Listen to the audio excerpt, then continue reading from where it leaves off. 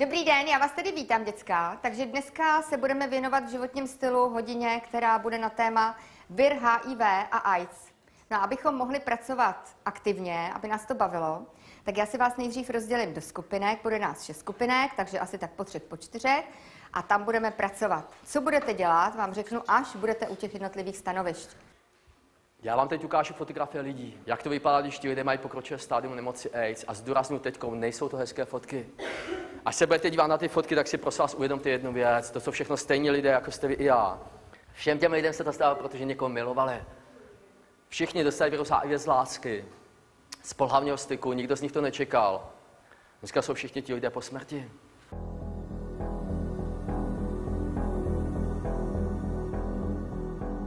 Když já jsem byla mladá, tak ve škole se toto samozřejmě neprobíralo. Tam se neprobírala ani sexuální výchova. To si každý nějakým způsobem přečetl doma nebo z časopisu nebo od rodičů získal informace. A myslím si, že dnešní děti tomu tak 15-16 let zpátky se v podstatě o té problematice dozvídají. A čím více informací ve světě, tím víc jich mají oni od nás. Takže si myslím, že jsou dobře vybaveni, pokud si z toho vezmou do života to důležité, co potřebují. Já pracuji v církvi jako kazatel, farář, ale nebojte se. Dneska to vůbec nebude nábor do církve. Já jsem byl v církvi uvolněn před 15 lety pro službu mezi mladými lidmi, kteří mají nevyléčitelná onemocnění. Před 10 lety jsem se seznámil s lidmi, kteří mají onemocnění AIDS. Byli to mladí lidé, bylo jim 16-17 let a mě se to velice dotklo. A od té doby jsem začal chodit po školách a přednáším o nemoci AIDS. Takže bando, dneska budete mít přednášku. Ta přednáška má název Sex, AIDS a vztahy. Sex vás ale určitě nezajímá. Tak vám budu vyprávět o nemoci AIDS a ještě vám řeknu na začátek. Já sice vypadám, jako kdyby byl HIV pozitivní. Jsem hubený, jako kdybych měl chronický průjem. Už nemám skoro žádné vlasy, jako kdybych měl po chemoterapii. Ale prosím vás, jenom zdání. Já tak vypadám, ale HIV pozitivní nejsem. Tohleto onemocnění způsobuje virus HIV. Takže já bych poprosila tu skupinu, která tam malovala, jestli by mohli k té tabuli přejít.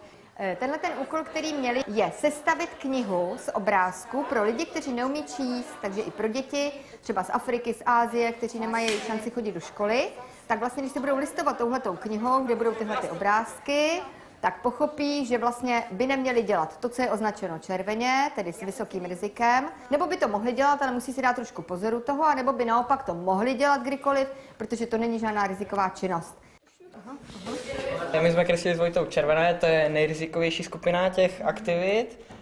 Já jsem kreslil sexuální styk, tohle je zrovna vaginální a anální. Potom jsem musel kreslit orální styk, tohle je kojení, že jo, to je matka, to je děcko. A tohle je muž, který se nechal tetovat a to je jehla, která může být nesterilní. Byl jsem v Africe, byl jsem v Ugandě a navštívil jsem místa, kde bylo až 70% lidí HIV pozitivních. V Africe skutečně, třeba v té Ugandě, tak tam celé vesnice vymírají. Tisíce sirotků, že rodiče jim zemřeli na onemocnění AIDS a já jsem slyšel příběhy dětí, kdy je 5 sourozenců, nejstaršímu je 12 let a on se musí starat o své sourozence. Rodiče jim zemřeli v důsledku onemocnění AIDS a někteří už ti sourozenci byli taky HIV pozitivní, že se narodili a měli virus HIV od narození. Tohle je fotografie z Kampaly, z hlavního města Ugandy, z nejchudší čtvrti, kde jsou děti HIV pozitivní. Ty děti, většina z nich je HIV pozitivních. Tahle ta holčička byla moc hezká a tak jsem si ji vyfotil. Tam byla občanská válka a mnozí lidé se nakazili tím, že měli nějakou operaci nebo zranění, tak skrze jehly. Že tam neměnili injekční jehly, takže třeba jednou jehlou píchli 40-50 lidí a mnozí se tímhletím způsobem nakazili. Ne pohlavním stykem ani drogy tam skoro vůbec neznají, ale skrze tou lékařskou péči, že tam byla špatná. Tohle jsou děvčata HIV pozitivní, všechny jsou HIV pozitivní a jsou to maminky dětí a žijí ve středisku, kde se o ně starají, učí je tam pracovat, učí je tam šít různé práce a někteří z nich pracují pak třeba v hotelech. Vy jste jedna z nejtěžších skupin. Já vám tady za chvilku pošlu asistentku, aby vám pomohla naše. Vy máte jeden veliký úkol. Máte přijít na to, co spolehlivě chrání proti viru HIV. Já jsem vám tady přinesla takový krásný plakát od jedné studentky naší. Tady máte k tomu obrázky, tady máte spoustu literatury, takže si nastudujete. Procvičíte si, jak se prezervativ používá, můžete pak ukázat i, jakým způsobem ostatní se dají použít jako jiné prezervativy, názorně, ale ne na sobě, jenom tak jako názorně, na půl. Takhle vypadá virus HIV. Je malilinko zvětšený, abyste ho viděli. A teď vám vysvětlím, jak pracuje v našem těle.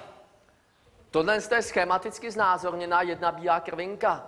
Virus HIV pracuje tak, že napadne tu bílou krvinku, vstoupí dovnitř, vstoupí tady do jádra a virus HIV tu bílou krvinku přeprogramuje. Je to samé jako program v počítači. Z té bílé krvinky se stane taková továrna na výrobu nových virů. Tady máme několik virů HIV, ty viry opouštějí tu bílou krvinku a tady ta bílá krvinka po nějakém čase zanikne. Ale ještě než zanikne, jedna bílá krvinka během několika dnů dokáže vyrobit až několik set tisíc virů HIV. A pak ty bílé krvinky ubývají. V našem těle je to tak, že bílé krvinky neustále ubývají. Potom, když dojde k tomu spouštěči a virus HIV se obrovskou rychlostí množí. No, u nás ve škole si děti zvykají, protože my v podstatě od primy o tom mluvíme. Takže ty děti, když jedou třeba na výlet, tak se snažíme, aby třeba sebou ten prezervativ měli. Ne, že by ho použili na sexuální praktiky, ale učíme, jak s ním pracovat, takže se dá použít třeba i na něco jiného. Třeba jako škrtidlo, což je teda takové jakoby hygienicky nevhodné, by se dalo říct, ale když nemáme zrovna škrtidlo, tak se dá použít. Nebo se dá použít třeba na přenášení vody. Když je nějaké zranění a potřebujeme vodu, tak v podstatě vlastně ty děti tohle vědí. Děti si s tím prezervativem spíš hrají, oni třeba nafukují a blbnou s ním, takže se pro ně stává pomůckou, která je taková ne zcela běžná, ale normální, by se dalo říct. Připomínám příběh jedné dívky, jmenuje se Katka. Kačka se v 16 letech rozhodla, že dá panenství jako nejkrásnější dar svému manželovi, ne v 16. A ona se rozhodla, že to bude její nejkrásnější svatební dar v den svatby. Když to řekla spolužačkám ve škole, tak se jí holky smály. Říkají, Kačko, ty jsi taková jeptiška, ty jsi netykavka. Kluci říkají, Kačko, nebuď blbá, užij se, pokud jsi mladá, nebuď staromódní. A tahle ta Katka jednoho dne ve třídě, když se jí spolužačky smály, tak ona se k ním otočila a říká jim, děvčata, poslouchejte mě. Holky, já můžu kterýkoliv den, kterýkoliv týden, kterýkoliv měsíc, v kterémkoliv roce já můžu být to, co jste vy všichni. Ale už žádná z vás. Vy, co se mě teď smějete, vy už nemůžete být to, co jsem já. Takže vy máte za úkol víceméně si mezi sebou prodiskutovat a zodpovědět, jestli by lidé HIV pozitivní měli dát vědět svému okolí, že jsou HIV pozitivní nebo ne. Takže to je hlavní téma. A protože samozřejmě my si pohybujeme mezi lidmi, kteří jsou třeba HIV pozitivní a nevíme o tom, tak tady je taková nástěnka, kde si můžete tipnout, který z těch lidí si myslíte, že je HIV pozitivní, co vás tomu vedlo. Navštívil jsem jednoho chlapce a ten chlapec vypadal na pohled naprosto zdravě. Vůbec bys na něm nic nepoznali. Když jsme se spřáteli, tak jsem se ho ptal, máš nějaké potíže, jsi nemocný? A on říká, já ti to hned ukážu. Sundal si kalhoty, byl jenom v trenýrkách a celé nohy měl úplně černé jako uhel. Ten chlapec říká, já si jenom přeju, abych to neměl ve obličeji. Když to mám pod košilí, pod kalhotama, tak to o mě nikdo neví. Teď vám ukážu pokročilé stádium té rakoviny a přesně takové on měl nohy. To je nejhorší obrázek, který mám. Tohle je 18letá dívka. Ta fotka je pořízená 2 týdny předtím, než ona zemřela. Vím o chlapci, byl mu 18 let. Ten chlapec byl celý černý od levé špatě a ten chlapec vždycky, když se šel večer koupat a sprchovat, tak si nikdy nerozsvítil. Vždycky se měl pod mě, nemohl se sám na sebe dívat. Víte, jak se nakazil v 18? Měl pohlavní styk s dívkou, té dívce bylo 17 let. Když se spolu milovali, tak oba dva vypadají zdravě. Ten chlapec netušil, že ta 17letá dívka je HIV pozitivní. Ta dívka to o sobě vůbec nevěděla. Dneska jsou oba dva po smrti, ten chlapec zemřel za 3 roky od nakažení v 21 letech. Ta dívka o něco později. Opravdu to nejúčinnější ochranu je tady prezervativ. Jsou různé druhy, buď takovéhle srandovní, které se ale, jak je to tady napsané, nemají používat. Výhradně se ochraně proti viru HIV. Potom jsou různé, tady jsou asi 30 roku staré, ale dejme tomu třeba takovéhle. Normálně běžně dostání, tak ty jsou opravdu nejvhodnější. Prosím skupinu číslo 4, aby zkusila si nahlas tipnout, tak pak porovnáme naše představy o tom, co oni a my. Tak Vzájemně. si jako Freddie Mercury, tak ten je jako asi všeobecně známý, že na to umřel. Potom jsme si tipli muže číslo 3 a muže číslo 5. Dobře, takže klidně můžete poodstoupit, jestli chcete. Já to tady s váma rychle takhle projedu. Myslím si, že všichni Freddyho znáte, že zemřel s virem HIV a s onemocněním velmi rozvinutým AIDS, asi víte. Ten pán, který je nad ním, je pán, který pracuje jako jeden z velkých aktivistů v Domě světla, což je dům v Praze, kam se uchylují ti, kteří mají vir HIV, po případě už i AIDS, a kteří byli z domů třeba vyhoštěni nebo nemají práci, nemají kde bydlet, maminky s malinkými dětmi. Takže to je pán, který tam tedy pracuje a je pozitivní už přes 6 let. A o těch ostatních nevím. Nevím, můžu se domnívat, možná, že nejsou, možná, že jsou. A proto se budu chovat tak, až je potkám, abych to od nich nedostala. Tedy létat s nimi bude snadné, ale jedině, když budeme mít možná ty vhodné pomůcky. A k tomu se dostaneme zase někde na dalším stanovišti. Já vím o jednom chlapci, ten se v 18 letech 2 týdny před maturitou dozvěděl, že je HIV pozitivní, prožil šok. Maturitu neudělal. Do dneška to nevědí rodiče. Vím to o něm pouze já, lékař a jeho dívka. Ta jeho dívka se to o něm dozvěděla takým způsobem. Oni spolu 3 roky chodili na střední škole, měli vážnou známost. 2 měsíce po maturitě měli termín svatby. Už měli pozvané přátelé na svatbu. A ta dívka se to dozvěděla krátce před svatbou takovým způsobem. Oni se spolu vždycky líbali, objímali. To tak někteří snoubenci před svatbou dělají. A tato dívka jednoho dne se k němu přitiskla, políbila ho. A ten chlapec si od sebe odstrčil. Ona se ptala: Martine, prosím tě, co je s tebou? Jsi nějaký divný. Vždycky jsi to chtěl. Ten chlapec dlouho mlčel, pak se rozplakal a řekl: promiň, já ti musím něco říct. Naši svatbu musíme odložit, já mám nevelčitelné onemocnění. Ta dívka se ptá: co máš za nemoc? Máš rakovinu, leukemii, co ti je? On si přiznal, že je HIV pozitivní. Ten chlapec se nakazil takovým způsobem, že si chtěl zkusit, jaké to je, když si jednou píchne pervitin do žíly. A zdůraznuju, nebyl to narkoman. Poprvé ve svém životě. Chtěl si to jenom zkusit. Tak si píchnul pervitin do žíly a udělal jenom jednu chybu. Zrovna použil stejnou jehlu jako předtím jeho přítel. A ten jeho přítel v té době netušil, že má virus HIV. Dneska to jsou oba 2 mladí kluci a čeká je smrt.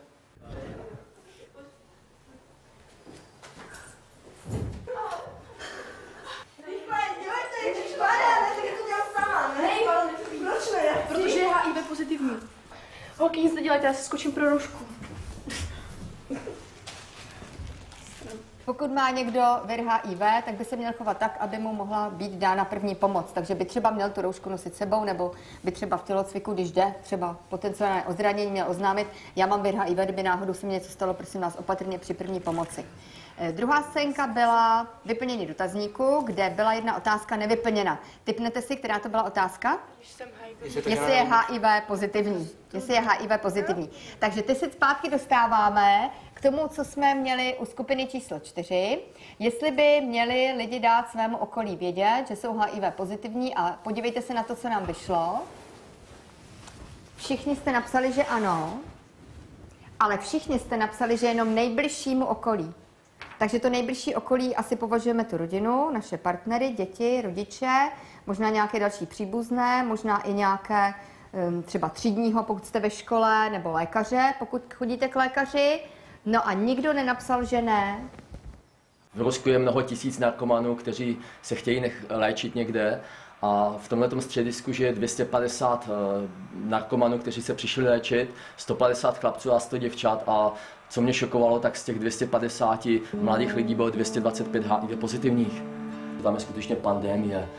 Světová zdravotnická organizace říká, že během několika málo let v Rusku a na Ukrajině a v těch východních zemích bývalého Sovětského svazu, že ta situace bude možná horší než je v Africe. V Africe už malé děti se učí o nemoci AIDS, už 20 let tam probíhá prevence, ale v Rusku na Ukrajině je ta situace velice špatná. Když slyším HIV pozitivita, tak mám trošku obavy třeba o své děti. Že vlastně žijí ve světě, kde ten problém existuje, a tím, jak se hodně cestuje a k nám jezdí cizinci, my jezdíme do ciziny, tak vlastně kdykoliv člověk tomu může přijít, když trošičku jenom zapomene na ta základní pravidla, jak se chránit. A vzhledem k tomu, že si vlastně současní mladí lidé a naše děti, které jsou v tom věku, hledají partnery a nebo žijí s nějakým partnerem, tak vlastně jakýkoliv sexuální styk někde bokem může hrozit tím, že vlastně člověk ten vir HIV od někoho získá. Jestli si vzpomínáte, tak vždycky 1. prosince tady na škole vzpomínáme Den boje proti AIDS, tedy 1.12. A vy máte za úkol, to je tam napsáno na tom papíru, nějakým způsobem to tady ostatním dát najevo. No?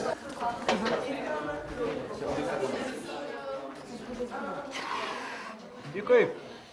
Tohle děláme každým rokem, už asi 12. Dokonce naše děti vystupují i na Masarykově náměstí a rozšiřují tady ty aktivity vlastně i mezi veřejnost, aby lidé věděli. Kromě těch mašeček, které se prodávají, tak se vlastně dávají i brožurky, které lidem dávají najevo, co to je vir HIV, co to je infekce AIDS, kdo jí může onemocnit, jaké jsou rizikové faktory, nerizikové činnosti a tak dále. Já jsem sem, děcka, nepřišel dneska mluvit proti sexu. Nechci vám něco zakazovat, něco brát. Jste mladí, můžete se sexu užívat celý život, ale věřte mi, mládeži sex nestojí za to, abyste proto umírali. Dovolíte mi na závěr, mohl bych to zakončit tak, že mohl bych se za vás pomodlit. Dovolíte mě to. Pane Bože, Otče můj, já tě moc prosím za tyto mladé lidi. Oni hledají pravou lásku a prosím tě za to, aby našli. Prosím tě za ty, kteří měli třeba pohlavní styk a dneska toho litují. Prožili třeba